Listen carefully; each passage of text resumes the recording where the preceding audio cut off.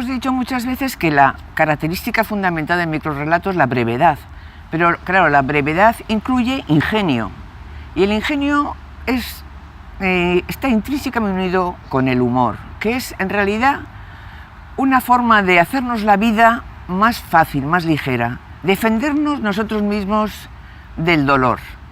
Eso ya lo trataremos más tarde, pero realmente el humor en un microrrelato es un factor importantísimo, porque el efecto, al ser tan breve, el efecto final, por ejemplo, siempre deja en el lector una sonrisa. Es un poco como el bombón de licor, que uno se lo toma, se lo traga y su gusto perdura.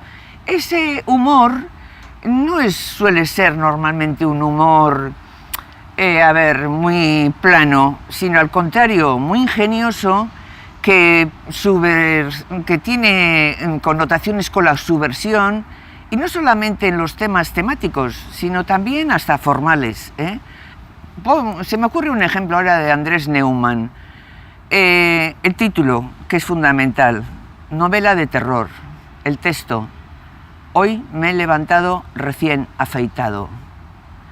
Y claro, el lector tiene que pensar, y cuando piensa es cuando surge ese humor, quizá a veces que está unido con la ironía, la paradoja, el humor que da que de pensar.